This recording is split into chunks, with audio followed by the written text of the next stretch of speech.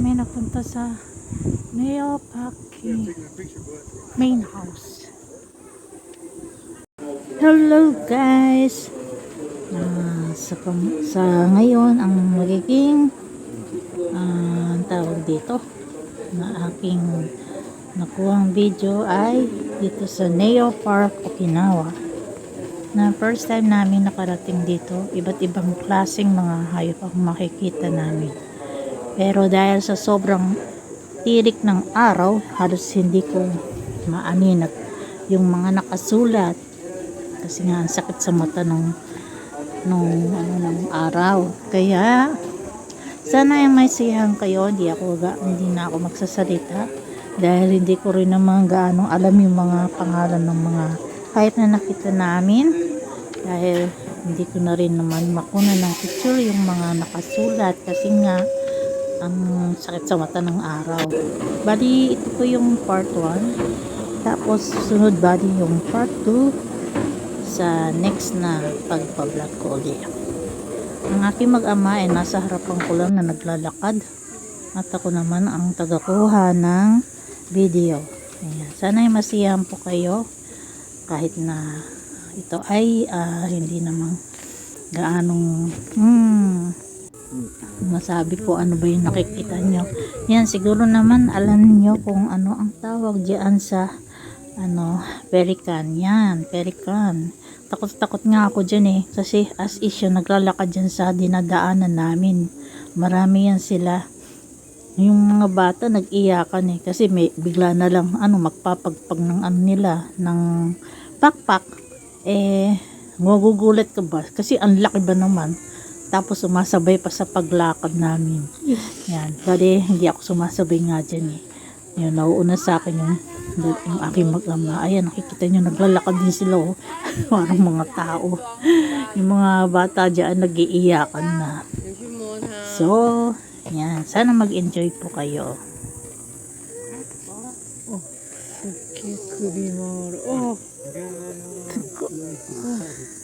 Nani? Gohan dati. Sugoi.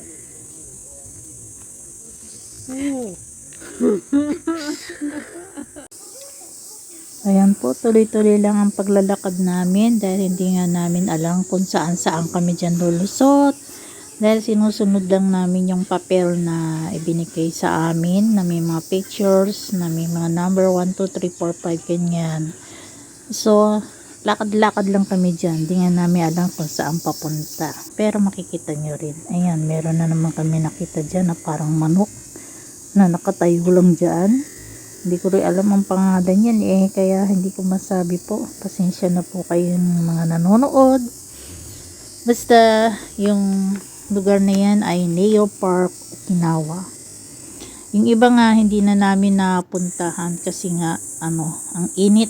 Hindi na namin kayang pumunta pa sa iba't ibang lugar dyan. Basta yung nakasulat dito, yung start kasi ng pagpasok pa lang namin dyan ay African Lake daw. Hindi ko makita yung African Lake. Tapos may performance pa nga ng mga bird, pero dahil sa wala na sa oras, kaya nagtuloy-tuloy na kami sa paglalakad. Tapos yung water tunnel, hindi ko na rin sinama dyan kasi napakadumi. Halos hindi makita. Ayan, mga kambing na pinapakain ng mga bata. Hindi ko na kinunan yung pagpapakain sa kanila kasi mga bata yung nagpapakain. Alam mo na, parang mahigpit pa.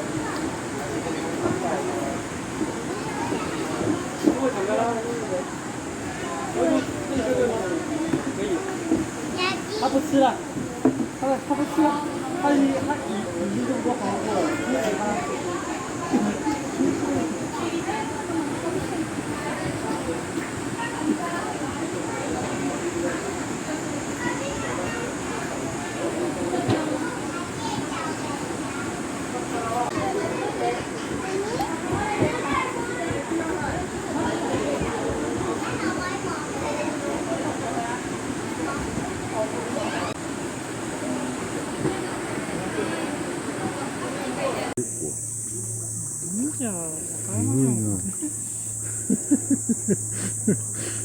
ごいな。すごいな。口開けてますので。これはどうしよう。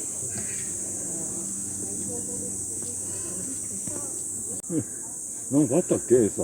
Ito naman yung mga ostrich, large flightless birds.